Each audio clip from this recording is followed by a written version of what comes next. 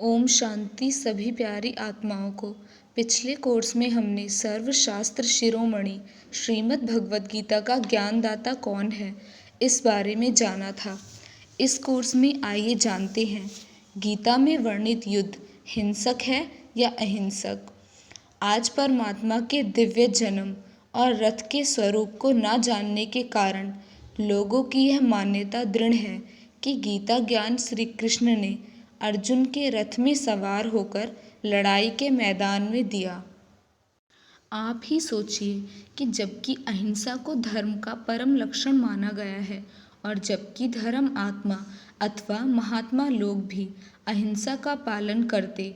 तथा अहिंसा की शिक्षा देते हैं, तब क्या भगवान ने भला किसी हिंसक युद्ध के लिए किसी को शिक्षा दी होगी? जबकि लौकिक पिता भी अपने बच्चों को यह शिक्षा देता है कि परस्पर ना लड़ो, तो क्या सृष्टि के परम पिता शांति का सागर परमात्मा ने मनुष्यों को परस्पर लड़ाया होगा?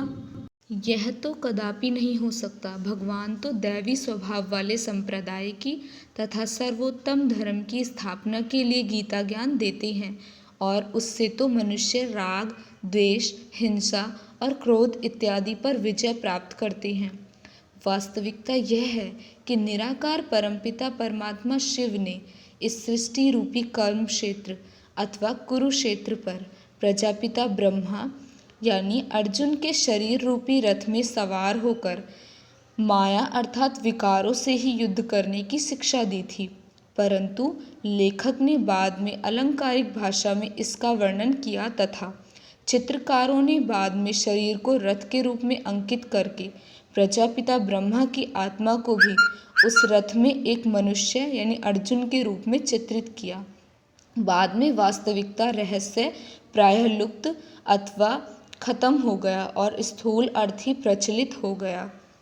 संगम युग में भगवान शिव ने जब प्रजापिता ब्रह्मा के तन रूपी रथ में अवतरित होकर ज्ञान दिया और धर्म की स्थापना की, तब उसके पश्चात कलयुगी सृष्टि का महाविनाश हो गया और सतयुग स्थापन हुआ। अतः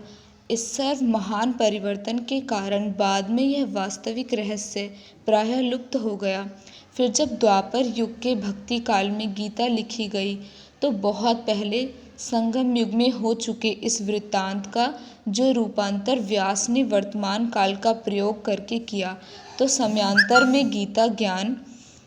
को भी व्यास के जीवन काल में अर्थात द्वापर युग में दिया गया ज्ञान मान लिया गया। परंतु इस भूल से संसार में बहुत बड़ी हानि हुई है, क्योंकि यदि लोगों को यह रहस्य ठीक रीति से मालूम होता कि गीता ज्ञान निराकार परमपिता परमात्मा शिव ने दिया था,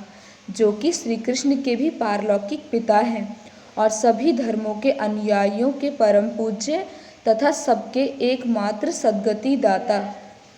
तथा राज्य भाग्य देने वाले हैं, तो सभी धर्मों के अनुयायी गीता को ही संसार का सर्वोत्तम शास्त्र मानते और उनके महावाक्यों को परमपिता के महावाक्य मानकर उनको शिरोधार्य करते और वे भारत को ही अपना सर्वोत्तम तीर्थ मानते तथा शिव जयंती को गीता जयंती तथा गीता जयंती को शिव जयंती के रूप में भी मानते हैं।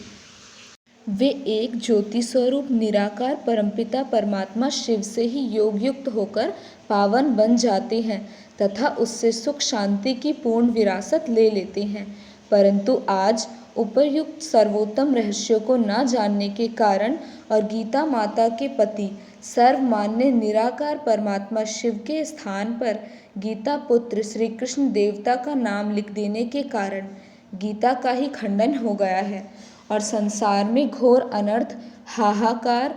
तथा पापाचार हो गया है और लोग एक निराकार परमपिता की आज्ञा अर्थात एक मुझको याद करो को भूलकर व्यभिचारी बुद्धि वाले हो गए हैं। आज फिर से उपर्युक्त रहस्य को जानकर परमपिता परमात्मा शिव से योग युक्त होने से पुनः इस भारत में श्री कृष्ण अथवा श्री नारायण का सुखदायी स्वराज्य स्थापन हो सकता है और हो भी रहा है।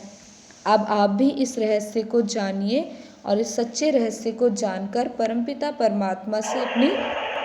सच्ची प्रीत जोड़कर उस एक परमात्मा को ही याद करें तथा इस गीता में वर्णित युद्ध को अहिंसक मानकर सच्चे ज्ञान को प्राप्त करके परमात्मा शिव का ध्यान करें। अच्छा, ओम शांति।